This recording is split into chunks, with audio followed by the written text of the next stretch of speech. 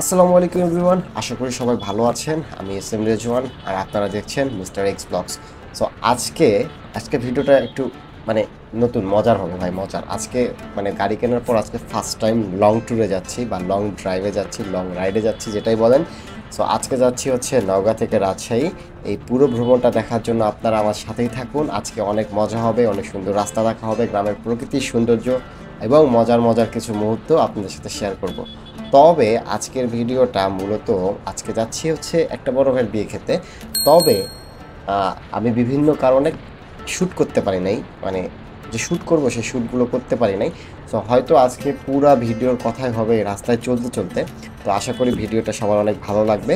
তো চলেন ভিডিওটা শুরু করি। আমি এই মুহূর্তে আছি এখন চকগড়ির আশেপাশে। এখান থেকে একটা বড় ভাইকে পিক আপ করবো, পিক আপ করে আমরা যাবো। সো যেতে যেতে আরও কথা হচ্ছে।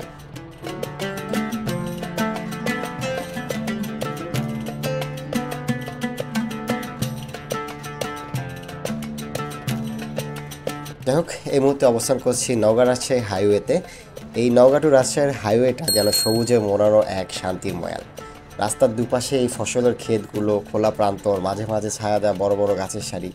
আর এই সব কিছুর সাথে গাড়ির গতির সাথে তাল মিলিয়ে বাতাসে যে একটি শীতল স্পর্শ, সেটা আমাকে একটা নতুন উদ্দীপনা এনে দিচ্ছিল। আর এই হাইওয়েতে চলার সময় অনুভব করছিলাম যে স্বাধীনতা একটা একটা হচ্ছে ভিন্ন ভিন্ন রূপ, যেখানে প্রতিটা মুহূর্তই একটা করে নতুন গল্প। আমার কাছে ঠিক এমনটাই মনে হচ্ছিল।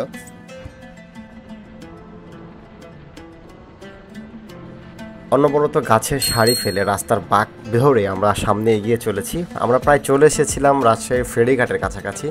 এখানে আমরা এখন একটা ব্রিজ পার হব, আর একটা নদী আছে, নদীটার নাম হচ্ছে আত্রাই নদী।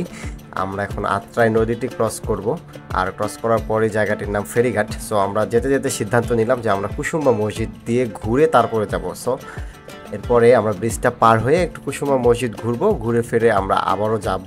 তো দেখা হচ্ছে একবারে কুসুম্বা মসজিদ গিয়ে। তো ততক্ষণ পর্যন্ত আপনার রাইডটা এনজয় করেন, রাস্তার ভিউগুলো এনজয় করেন।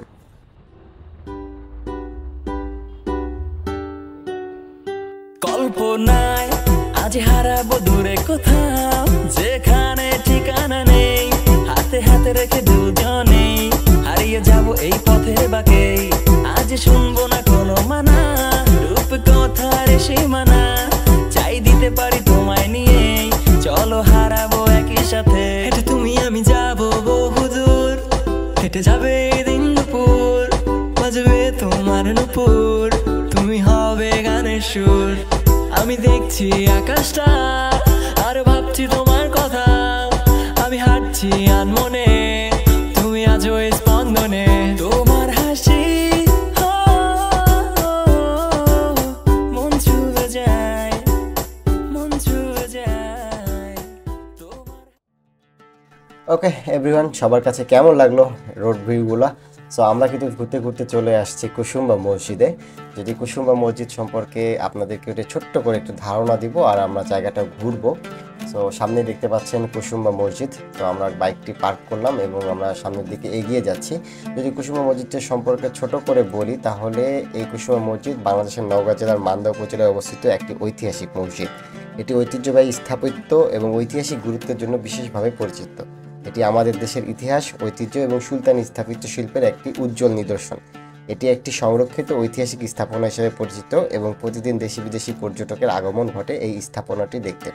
সো আমরাও একটু ঘুরে ফিরে নিলাম, এই যে আমি ঘুরলাম। তো ঘোরার পরে আমরা এখন চলে আসছি মোটামুটি কেশুরহাটে। আমরা মাঝের রাস্তায় কোনো ভিডিও করি নাই। এখন দেখতে পাচ্ছেন যে রাস্তাটি, এই রাস্তার দুপাশে অনেক সুন্দর সুন্দর গাছ ছিল। আর রাস্তাটি হচ্ছে কেশুরহাট থেকে একটু ভেতরে, আমরা যেখানে যাচ্ছি মূলত সেই রাস্তাটি। তো ভালোই লাগছিল মোটামুটি এই রাস্তাতে যাইতে। আর রাস্তাগুলো অনেক আঁকাবাঁকা ছিল, আমি দেখাই দিচ্ছিলাম হাত দিয়ে, রাস্তাগুলো আঁকাবাঁকা, মোটামুটি সুন্দর। আর এদিকে পানের বরজ অনেক বেশি।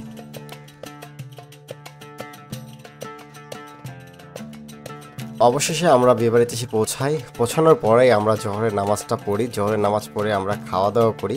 তবে খাওয়া দাওয়া করার পর আমরা বেশিক্ষণ আর এখানে অপেক্ষা করি নাই। তো আমাদের অনেকগুলো প্ল্যান ছিল। আমরা বাগমারা যাব, মচইল রাজবাড়ি যাব, ওখানে বাগমারা কি যেন একটা আইসক্রিম পাওয়া যায়, সেই আইসক্রিম খাবো। তো এরকম অনেক প্ল্যান ছিল। তো এই কারণে বিয়েবাড়িতে একটা কারণে ভিডিও করা আমার হয় নাই। সো এখন আমরা রওনা হয়ে গেছি আবার সেই বাগমারার উদ্দেশ্যে, সেখানে আইসক্রিম খেতে। তো প্রথমে মূলত আমরা যাচ্ছিলাম হচ্ছে মচইল, কি জানি ছিল রাজবাড়ি, সেই রাজবাড়িতে যাচ্ছিলাম। আর এই সাইডের রাস্তাগুলো অসাধারণ ছিল, মানে গ্রামের মধ্যে দিয়ে রাস্তা, একদম ভাঙাচোরা রাস্তা না, একদম সোজা রাস্তা। খুব এনজয় করছি গাড়ি চালায়। সো অবশেষে খাওয়া দাওয়া করার পরে আমরা একটা জায়গায় ঘুরতে আসছি। এটা হচ্ছে মচইল বাজার, প্রায় বাগমারার দিকে। এটা পানের বরজ, এর মধ্যে পান চাষ করা হয়, পানের বরজ। আর এটা রাজবাড়ি, মচইল রাজবাড়ি। আর কিছুটা ফিল পাচ্ছি হচ্ছে চাপায়ের মতো, বিশাল বিশাল আম গাছ, লিচু গাছ। এই যে এটা লিচু গাছ, বিশাল লিচু গাছ। আমরা এখন এই বাগানে একটু ঘোরাঘুরি করতেছি। এটা চা বললাম যে পানের বরজ, কি জানি এটা কি জায়গা।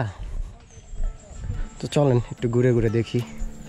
সত্যি বলতে এত বড় লিচু গাছ আমি কখনোই দেখি নাই। এখানে এসে আমার প্রথমবার দেখা এত বড় পরিমাণ, মানে বড় পরিসরে লিচুর গাছ। যাই হোক, আমরা এখানে আশেপাশে ঘুরছিলাম এই রাজবাড়িতে। এখানে রাজবাড়ি নেই বললেই চলে, একটি মাত্র ভবন রয়েছে, আর বাদবাকি সব কিছুই ধ্বংসস্তূপে পরিণত হয়েছে। আর আমের গাছগুলো এখানে অনেক বড় বড়, একটা চাপায় চাপায় ফিল পাচ্ছিলাম। তো যাই হোক, এখান থেকে ঘুরে আমরা যাব হচ্ছে বাগমারার মিনি ঘুকুডাঙ্গা নামে একটা স্থান আছে, সেই স্থানে যাব মিনি ঘুকুডাঙ্গা দেখতে। তো আমরা আরও চারপাশে একটু পর্যবেক্ষণ করলাম, সবাই এই লিচুর গাছটার দিকে তাকায় ছিল, এত বড় লিচুর গাছ কেন। সো আমরা এখান থেকে ঘুরে ফিরে এখন রওনা হয়েছি হচ্ছে মিনি কক্সবাজার, মিনি ঘুকুডাঙ্গা দেখার জন্য, যেটা বাগমারাতে অবস্থিত। আর আমাদের যে মেন ঘুকুডাঙ্গা ওইটা নিয়ামতপুরে অবস্থিত। তো চলেন আমরা দেখে আসি মিনি ঘুকুডাঙ্গা কেমন।